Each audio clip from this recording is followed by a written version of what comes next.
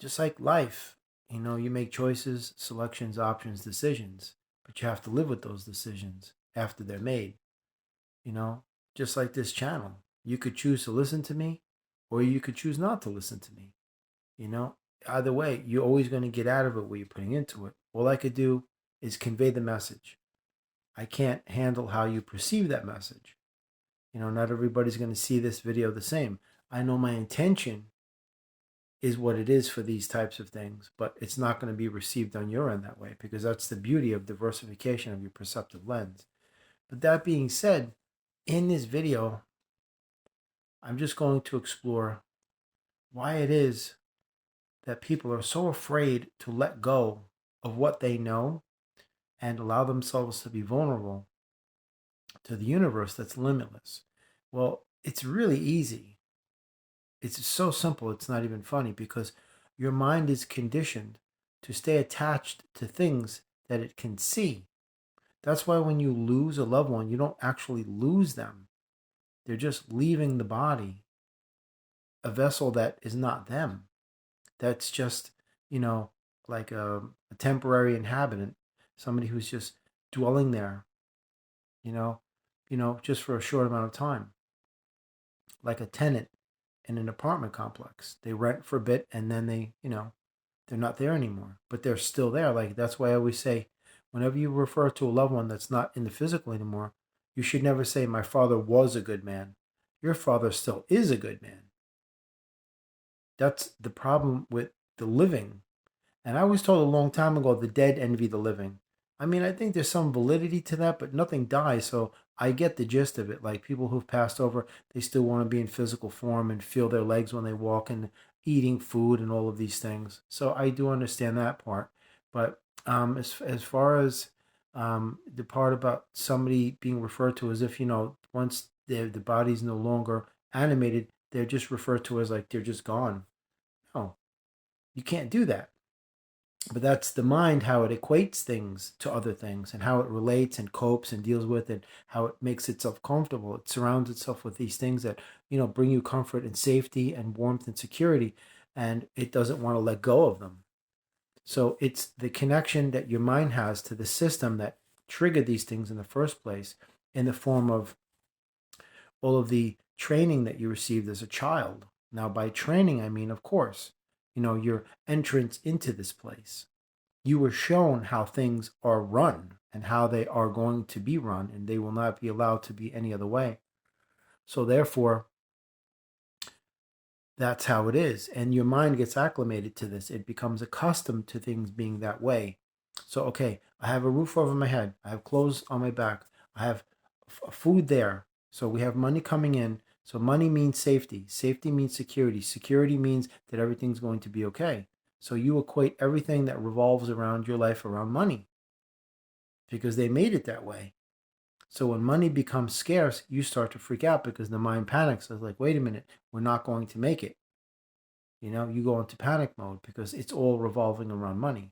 And it's the fear of not having it, the fear of losing it, the fear of not making enough of it, the fear of what you have, that you have to spend it to just survive so you won't have that money come back, or the fear of trying to find a new job, or to make more money, more salary.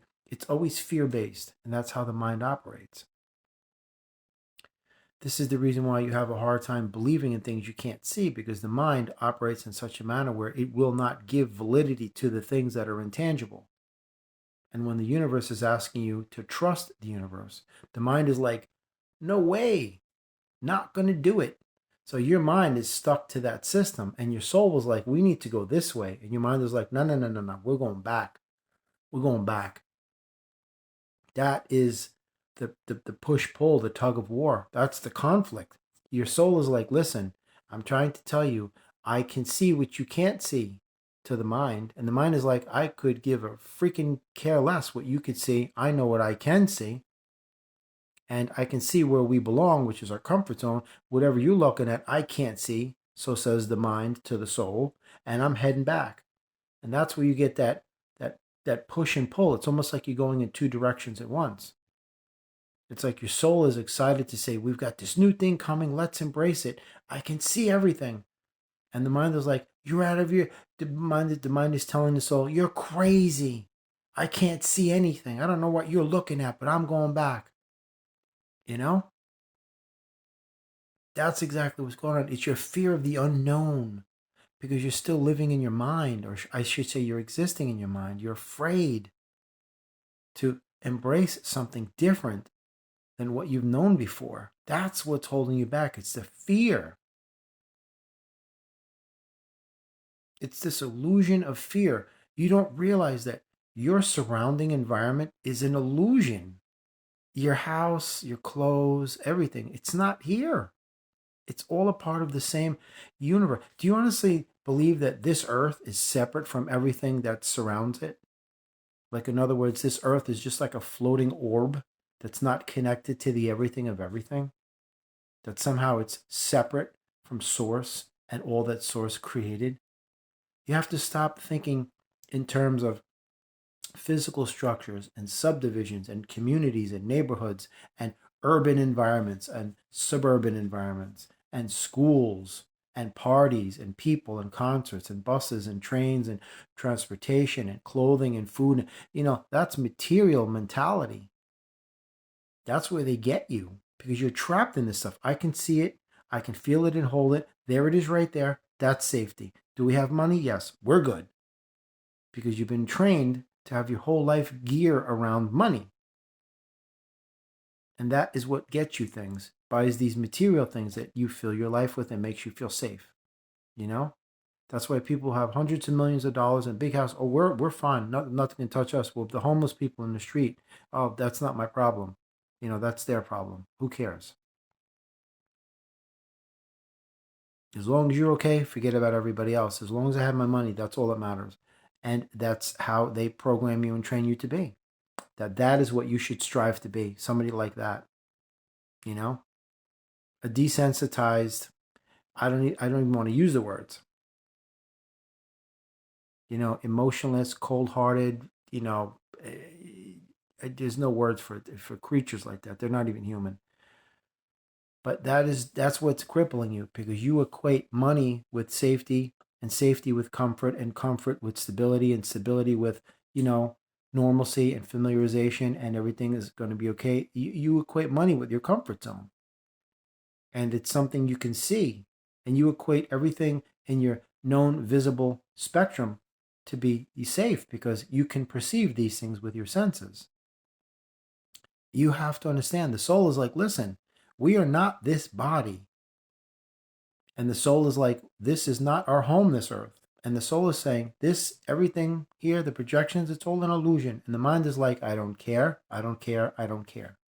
I don't care what you say, I don't care what you're telling me, and I don't care what you think you can see, because if I can't see it, it doesn't exist. So says the mind to the soul.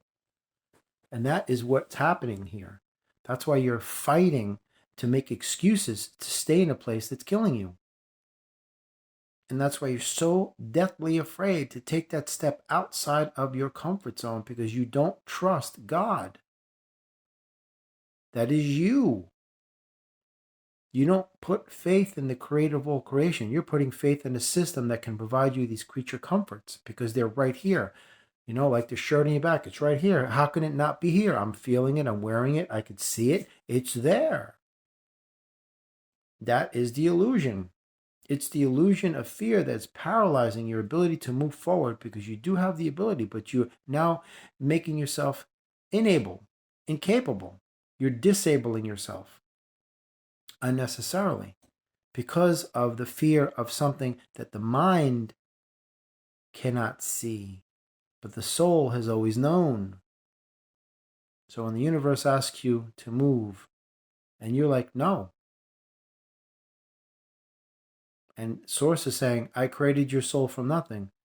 If you don't trust me, then what do you have? And the mind is like, I could care less about what you're saying. All I know is money, clothing, shelter, material, possessions, and then that's what we call safety. And we're not going to leave this place. That's where the dilemma lies. It's in that push-pull, that ebb and flow, that tension and release, the yin and yang of life, where there shouldn't be that.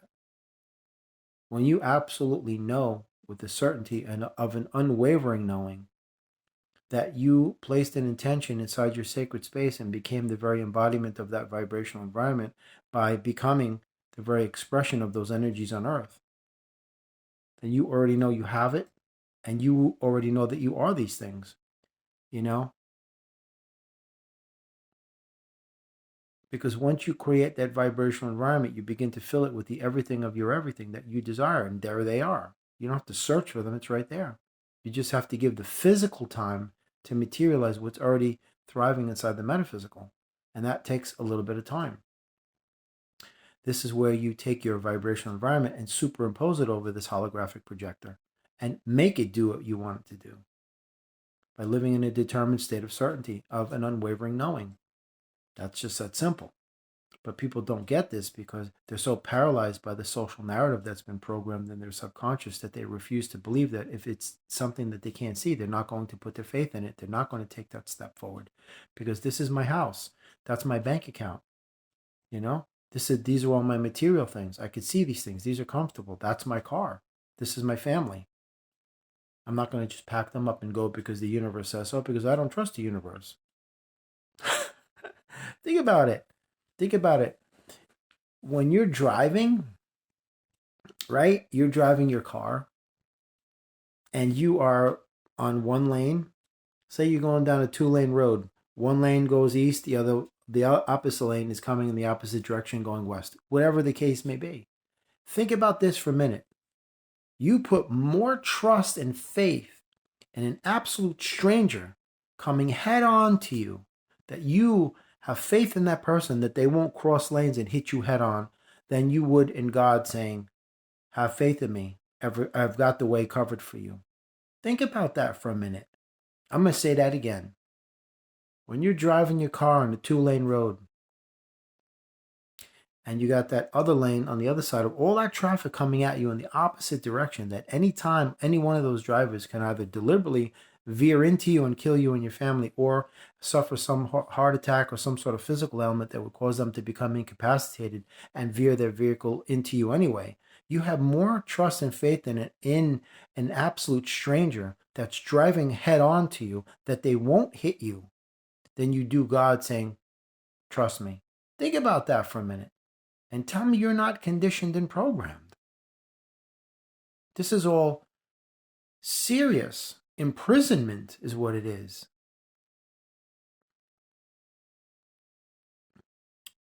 When you see, like birds, for example, that have been in a cage for so long, and you bring them to an area, like you have a part of your house that you bring them to, and you open up that cage, you know, when those doors are open for the first time, they don't want to go out. Because even though that's a prison, that's all they've ever known. That's exactly what's going on. You are so afraid of what might happen or what could happen or what may happen, you're not willing to take a chance to experience the beauty of what you could create, what you might create, or what you would create if you give yourself an opportunity to do that, because you're so paralyzed with fear, you're not going to leave that cage because it's all you've known. You know? And it shouldn't take somebody like me to make a video like this to make you realize of what you're doing to yourself is not only unnecessary, but it's so detrimental. Because God did not put you on this planet to fit in. God placed you on this planet to stand out and be yourself and be an individual and showcase the talents and abilities that you have been given by the universe. And don't think that I'm not in the same boat as you, because I'm not just talking. I'm talking to myself too with all of these videos, man. This is self-healing as well. Oh, big time. Just like when you write a book, you're actually writing it about yourself, whether you realize it or not. It's always that way. Anything that you do becomes an extension of your energy. And that extension is a self-expressive transmission, relating that to the world of what's going on inside you. So these inner dialogues you got going on through your expressive transmissions of self and your artistry, you're actually relaying it to the outer world. And that bounce back that you receive helps you heal yourself. Truth. So all the videos I make also help me too. So I'm in the same thing. So don't think, oh, this guy thinks he's got his act together. No. I always make a point to tell you that this channel is not about me and not about the messenger. It's about the message. And as much as I'm a teacher, I'm also a student. Straight truth. I've said it before. In order for you to become a teacher of the light, you must first have been a student of the darkness. There's no way around it. And we're always teaching and we're always learning at the same time. So you're always a teacher and a student constantly, because the lessons never end and life continues on forever, even after you leave this place. So there it is in a nutshell, man. That's your big fear. You've been so acclimated to a place that has been providing you with the creature comforts that you're not willing to take that step and place that inner knowing that you call faith in something that you can't see. Even though that something that you can't see created the everything of everything. You, me, the components for where however you're watching me, either on a laptop, tablet, cell phone, television, whatever, that was all sourced from the earth, by the way. Everything that you have was all sourced from the earth. Your house, your clothes, it all came from the earth. The earth comes from source. So no matter what kind of games you want to play in your head, there's no way to dance around that fact. The everything of everything that you see in your environment, in society, all people, everything came from source. Even people themselves came from source. So if you have more faith and trust in a complete stranger that's driving their car literally inches from your car in an opposite lane coming head on to you, that they won't hit you, right? You have more faith in them coming at you in an opposite direction that they could hit you head on and kill you, but you have no faith in God that gave you life and continues to give you breath, and you don't see there's anything wrong with that.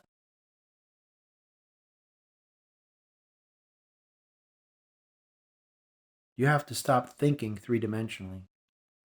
You have to stop being afraid, and you have to stop giving yourself excuses why you have to stay and you can't go.